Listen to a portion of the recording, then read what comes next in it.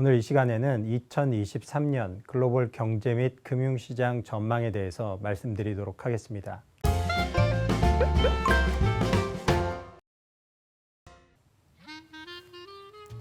안녕하세요. 삼성증권에서 매크로를 맡고 있는 허진욱입니다. 오늘 이 시간에는 2023년 글로벌 경제 및 금융시장 전망에 대해서 말씀드리도록 하겠습니다. 먼저 경기 측면에서는 주요국들이 내년 1, 4분기를 공히 경기 저점을 통과할 것으로 예상하고 있습니다. 다만 이후에 2, 4분기부터 나오는 경기 회복의 속도는 국가별로 차별화될 것으로 그렇게 예상하고 있습니다. 즉 2, 4분기, 즉 내년 3월 이후부터 리오프닝이 예상이 되는 중국 같은 경우는 내년 2, 4분기와 3, 4분기에 걸쳐서 성장률이 비교적 큰 폭으로 픽업할 것으로 예상하고 있고요. 유로존의 경우도 올해 4Q부터 내년 1, 4분기를 저점으로 해서 경기 침체를 겪은 유로존이 이제 동절기가 끝나면서 기온이 오르면서 경기가 자연스럽게 반등할 것으로 보고 있습니다. 반면에 금리 인상이 내년 3월 정도로 중단이 되겠지만 이후에도 동결 기조가 장기화되는 미국의 경우는 경기 회복의 속도가 비교적 점진적이어서 내년 4분기에도 잠재 성장률 2%에 못 미치는 완만한 회복세가 예상하고 있습니다. 인플레이션의 경우는 이제 내년 2, 4분기부터 인플레이션 둔화되는 것이 눈에 띄게 나타날 것으로 보고 있습니다. 그 전까지는 왼쪽 같은 경우 지금 헤드라인, 즉 에너지 가격이 포함된 인플레이션의 경우는 동절기를 맞이해서 만약에 에너지 가격이 120불 혹은 100불 이상으로 장기화될 경우 보시는 초록색 궤적으로 예상보다는 높아질 것으로 보고 있습니다. 반면에 국제유가가 100불 미만에서 현재처럼 유지될 경우에는 보시는 궤적처럼 아래쪽 궤적에서처럼 내년 2, 4분기가 되면 현재의 약 7.7%에서 4% 그 절반 수준 미만으로 둔화되기 시작할 것으로 보고 있고요.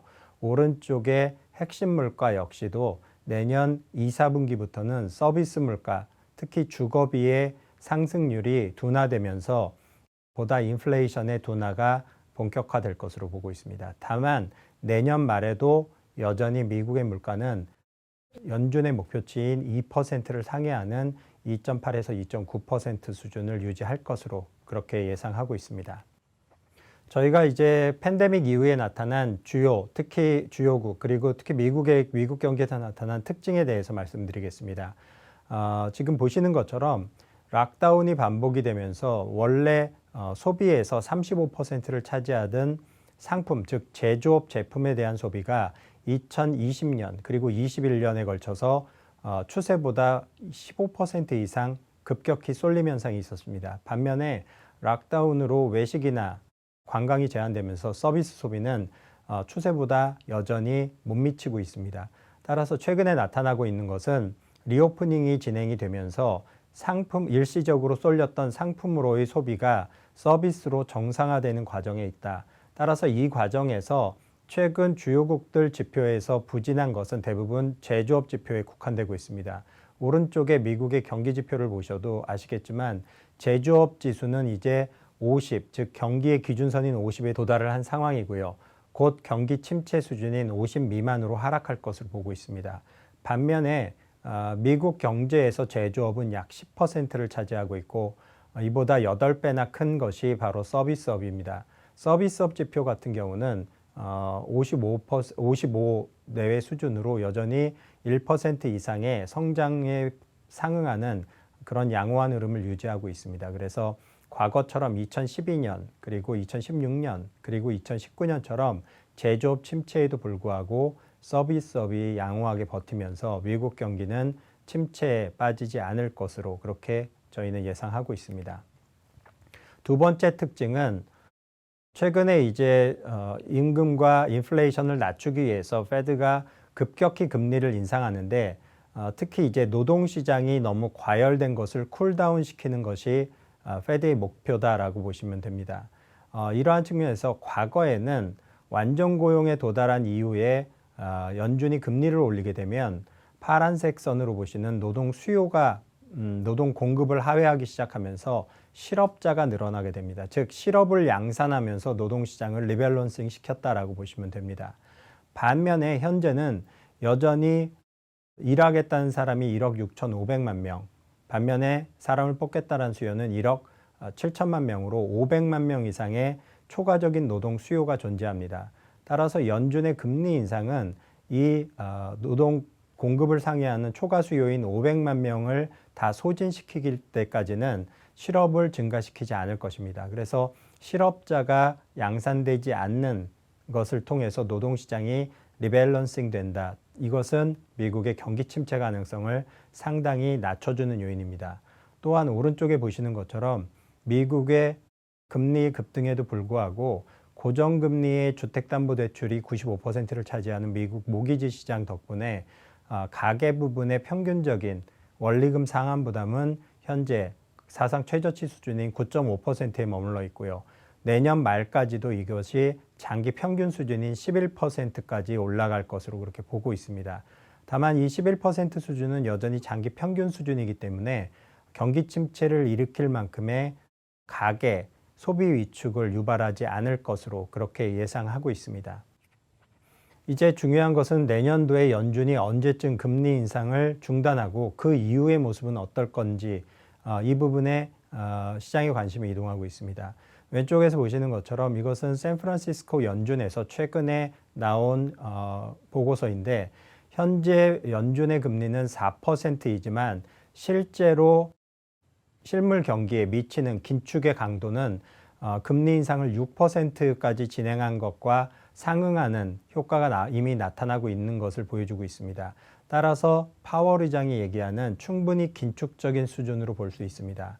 오른쪽에 보시는 경우도 저희 삼성증권은 연준이 올해 12월에 50bp 그리고 내년 2월과 3월에 각각 25bp 인상을 통해서 상단인 5% 수준에서 금리 인상을 멈출 것으로 보고 있습니다.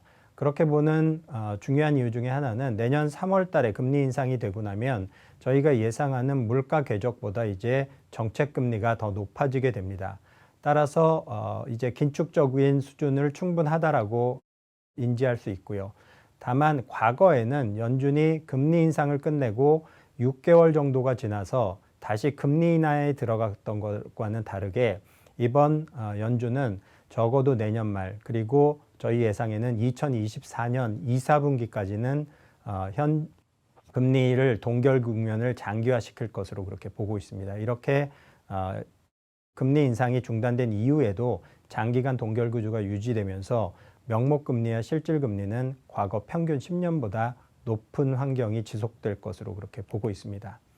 그래서 향후에 이제 글로벌 금융시장에서의 저희가 보기에는 글로벌 요인 3가지의 변화 요인 그리고 한국 입장에서 중요한 반도체 요인까지 포함해서 4가지 조건을 살펴보면 가장 중요한 금융시장의 변곡점, 변화 요인은 당연히 페드의 금리 인상 중단일 것입니다. 그래서 저희가 예상하는 내년 3월로 예상하고 있고요. 다만 이게 만약에 한 번 더 하더라도 내년 5월이면 끝날 것으로 보고 있습니다. 두 번째는 최근에 이제 여러 가지 뉴스가 나오는 게 중국이 내년 3월 전인대 이후에 이제 위드 코로나 정책으로 전환을 단계별로 준비하고 있다라는 명확하고 구체적인 시그널이 나오고 있습니다. 그래서 1, 2번 요인은 최근에 변화 조짐이 나타나고 있다라고 보고 있고요. 마지막 3번째 요인은 결국은 기온이 해결해 줄 것입니다. 그래서 내년 2월 말에서 3월이 되면서 북반구의 기온이 상승하면 자연스럽게 유럽과 영국의 경기 하방 압력이 약화되면서 금융시장의 변곡점이 제공될 것으로 보고 있습니다. 끝으로 반도체 경기에 대한 우려는 저희 당사는 내년 2, 4분기 정도로 반도체 우려가 가장 정점에 달할 것으로 보고 있습니다. 다만 경기 회복과 다음에 주요 플레이어들의 감산이 빨라지면서 예상보다는 조금 앞당겨지는 3, 4월 정도가 매크로 관점에서는 가장 반도체 경기의 정점을 지날 것으로 보고 있습니다. 그래서 공교롭게도 이제 국내외 금융시장의 변화가 나타날 예상되는 시점이 내년 2, 3월 정도로 예상되고 있고요. 시장 참여자들은 이거를 이미 단계별로 선반영하기 시작했다라고 보고 있습니다. 저희 장기금리의 적정 수준은 여전히 미국 10년물 기준으로 4에서 4.5%로 보고 있고요. 미국 경기가 저점을 지나고 이제 2, 4분기부터 완만히 회복이 되면 미국 10년물 금리, 명목 금리는 다시 4%를 조금씩 넘어설 것으로 그렇게 보고 있습니다. 이러한 것들은 내년 연말까지도 미국의 명목 금리 그리고 인플레이션을 차감한 실질 금리를 현재 수준과 유사한 플러스 1.5% 내외 수준에서 장기간 유지시켜 줄 것으로 보고 있고요. 이렇게 높은 실질 금리 환경은 주식 시장에서의 밸류에이션 익스펜션을 기대할 수 없습니다. 그래서 주식 시장에서 기대할 수 있는 건 EPS 그로스, 즉 기업 이익 증가 더하기 배당 증가 정도의 7에서 8%의 수준의 기대 수익률이 합리적으로 기대할 수 있는 기대 수익률이다라고 보시면 될 것 같습니다. 원달러 환율 같은 경우도 1,350원 수준이 현재 적정 수준으로 판단하고 있고요. 지난 8월에서 10월 동안 이를 넘어서서 1,440원까지 상승하면서 오버슈팅 국면이 진행이 됐습니다. 이제 그 국면은 일단락됐다라고 보고 있고요. 저희는 달러의 고평가 국면도 이미 정점을 지났다라고 보고 있습니다. 다만 내년 1, 2월 정도에 앞서 보셨던 글로벌 변화 요인들이 구체화되면 달러가 추세적으로 주요국 통화 대비 약세 반전을 시작할 것으로 보고 있습니다. 이에 따라서 원달러 환율은 1,350원에서 내년 말 1,250원 정도로 점차 안정화될 것으로 예상하고 있습니다.